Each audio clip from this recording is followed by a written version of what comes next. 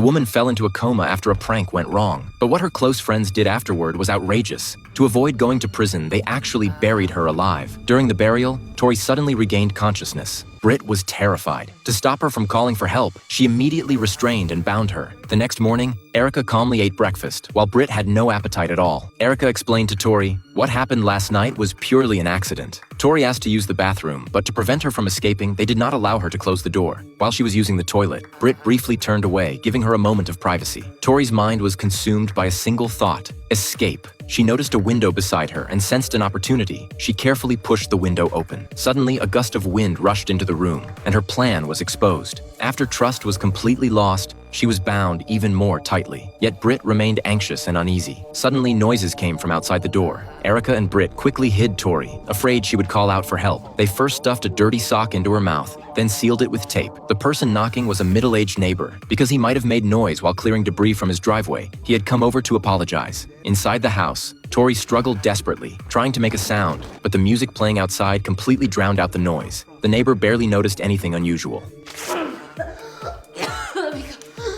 What happened in there? Did they just fall? Work with us! It's not like you're doing anything else! God!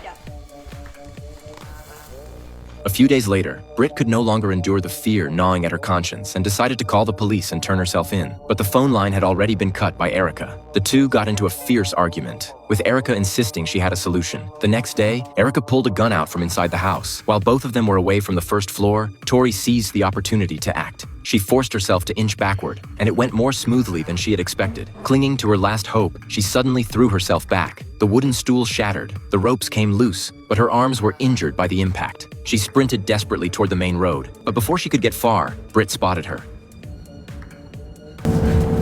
Where are you going? In the end, her legs were no match for the speeding cars. When her strength was completely exhausted at the edge of the forest, Britt blocked her path with a gun. The escape plan failed once again.